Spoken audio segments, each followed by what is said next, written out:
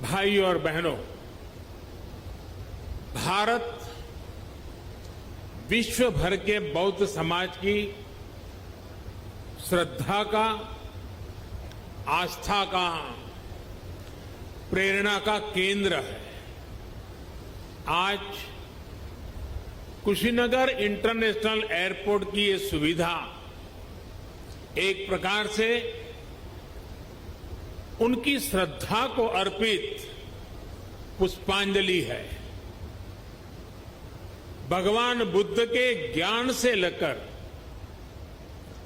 महापरिनिर्वाण तक ये संपूर्ण यात्रा का साक्षी ये क्षेत्र आज सीधे दुनिया से जुड़ गया है।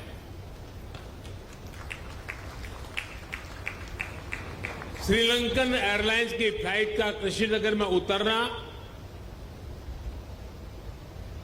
इस पुण्य भूमि को नमन करने की तरह है। इस फ्लाइट से श्रीलंका से आए अति पूजनीय महासंघ और अन्य महानुभाव आज कुशीनगर बड़े गर्व के साथ आपका स्वागत करता है। आज एक सुखद संयोग ये भी है कि आज महर्षि वाल्मीकि जी की जयंती है। भगवान महर्षि वाल्मीकि जी की प्रेरणा से आज देश सबका साथ लेकर, सबके प्रयास से सबका विकास कर रहा है। साथियों, कुशीनगर का ये इंटरनेशनल एयरपोर्ट दशकों की आशाओं और अपेक्षाओं का परिणाम है। मेरी खुशी आज दोहरी है। आध्यात्मिक यात्रा के जिज्ञासु के रूप में मन में संतोष का भाव है और पूर्वांचल क्षेत्र के प्रतिनिधि के रूप में भी ये एक कमिटमेंट पूरा होने की घड़ी भी है। कुशीनगर के लोगों को, यूपी के लोगों को, पूर्वांचल पूर्वी भारत के लोगों को, दुनिया भर में भगवान बुद्ध के अनुयायियों को कुशीनगर इंटरनेशनल एयरपोर्ट के लिए बहुत बहुत बधाई। साथियों, भगवान बुद्ध से जुड़े स्थानों को विकसित करने के लिए, बेहतर कनेक्टिविटी के लिए, श्रद्धालुओं की सुविधा के निर्माण पर भारत द्वारा आज विशेष ध्यान दिया जा रहा है। कुशीनगर का विकास यूपी सरकार और केंद्र सरकार की प्राथमिकताओं में है। भगवान बुद्ध की जन्मस्थली लुम्बिनी यहां से बहुत दूर नहीं है।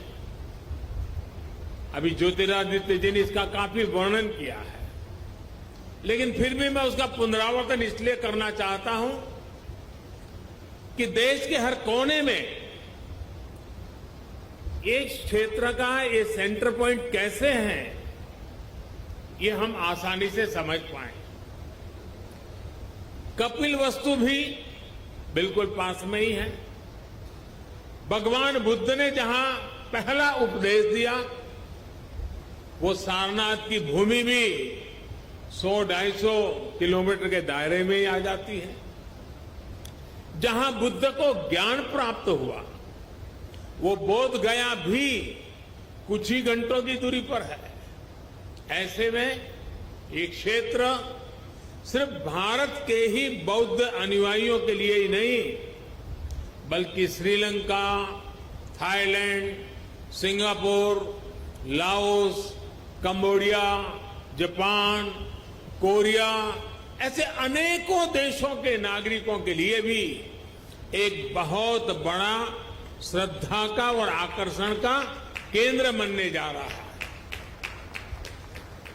भाई और बहनों, कुशीनगर इंटरनेशनल एयरपोर्ट सिर्फ एयर कनेक्टिविटी का ही एक माध्यम नहीं बनेगा, बल्कि इसके बनने से किसान हो, पशुपालक हो, दुकानदार हो, श्रमिक हो, यहां के उद्यमी हो, सभी को इसका सीधा सीधा लाभ मिलता ही है।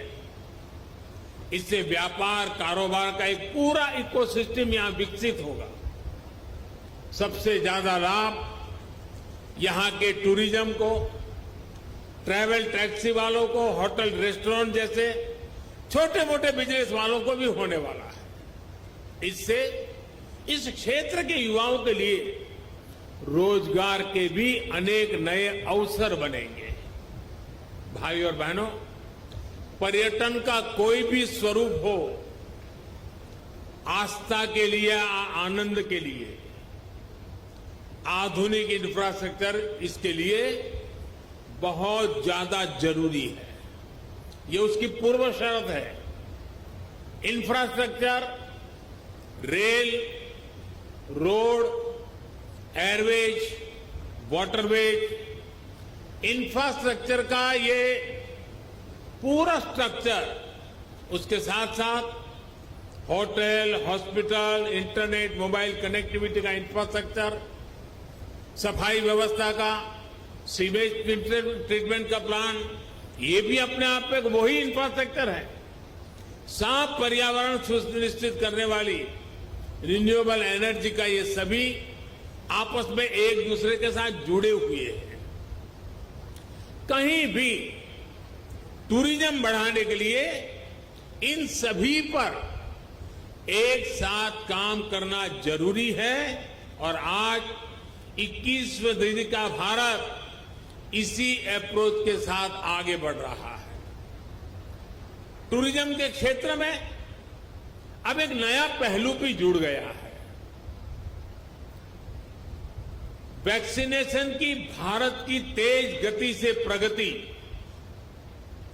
दुनिया के लिए एक विश्वास पैदा करेगी कि अगर टूरिस्ट के रूप में भारत जाना है, किसी कामकाज से भारत जाना है, तो भारत व्यापक रूप से वैक्सीनेटेड है और इसलिए वैक्सीनेटेड कंट्री के नाते भी दुनिया के टूरिस्टों के लिए एक आश्वस्त व्यवस्था ये भी उनके लिए कारण बन सकता है। इसमें भी बीते वर्षों में एयर कनेक्टिविटी को देश ने उन लोगों तक, उन क्षेत्रों तक पहुंचाने पर जोर दिया गया है जिन्होंने कभी इसके बारे में सोचा भी नहीं था। इसी लक्ष्य के साथ शुरू की गई उड़ान योजना को 4 साल पूरे होने आ रहे हैं। उड़ान योजना के तहत बीते सालों में 900 से अधिक नए रूट्स को स्वीकृति दी जा चुकी है। इनमें से 350 से अधिक पर हवाई सेवा शुरू भी हो चुकी है। 50 से अधिक नए एयरपोर्ट या जो पहले सेवा में नहीं थे, उनको चालू किया जा चुका है। आने वाले 3-4 सालों में कोशिश ये है कि देश में 200 से अधिक एयरपोर्ट, हेलीपोर्ट और सी प्लेन की सेवा देने वाले वाटर ड्रोम का नेटवर्क भी देश में तैयार हो। आप और हम इस बात के साक्षी हैं कि बढ़ती हुई इन सुविधाओं के बीच अब एयरपोर्ट्स पर भारत का सामान्य मानवी ज्यादा दिखने लगा है। मध्यम वर्ग के ज्यादा से ज्यादा लोग अब हवाई सेवा का लाभ लेने लगे हैं। उड़ान योजना के तहत यहां उत्तर प्रदेश में भी कनेक्टिविटी लगातार बढ़ रही है।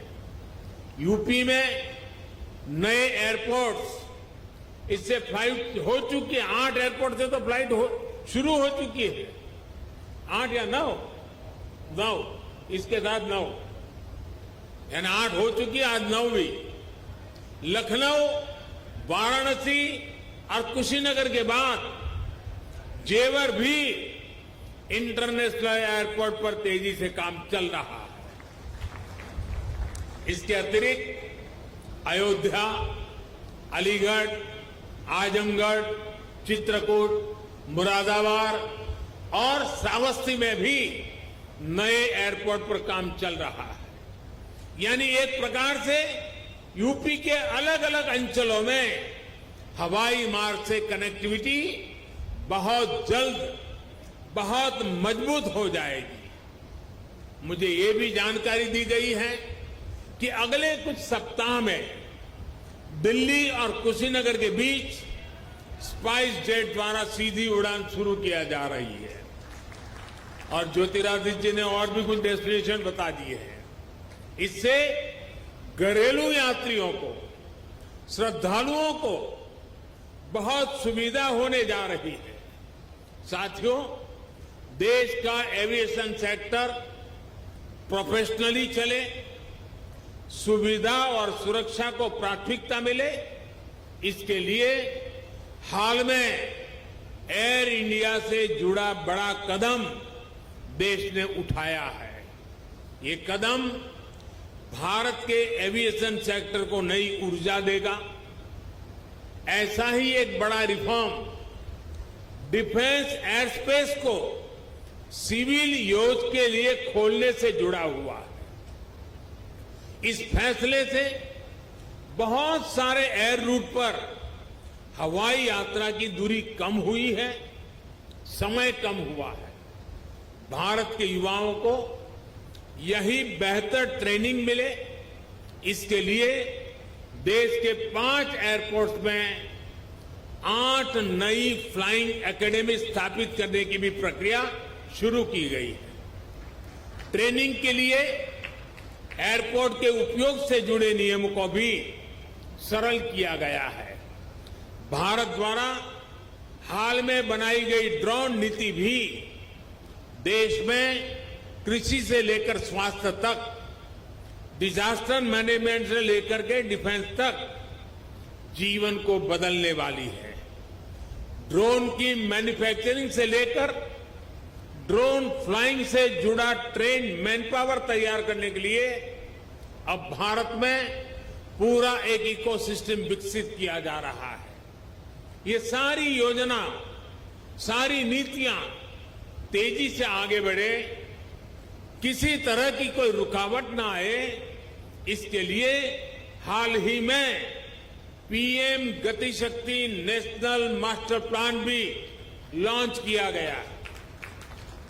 इससे गवर्नेंस में तो सुधार आएगा ही, ये भी सुनिश्चित किया जाएगा कि सड़क हो, रेल हो, हवाई जहाज हो, ये एक दूसरे को सपोर्ट करें, एक दूसरे की क्षमता बढ़ाएं। भारत में हो रहे इन निरंतर रिफॉर्म्स का ही परिणाम है कि भारतीय सिविल एविएशन सेक्टर में 1000 नए विमान जुड़ने का अनुमान लगाया गया है। साथियों, आजादी के अमृत काल में भारत का एविएशन सेक्टर राष्ट्र की गति और राष्ट्र के प्रगति का प्रतीक बनेगा। उत्तर प्रदेश की ऊर्जा उसमें शामिल होगी।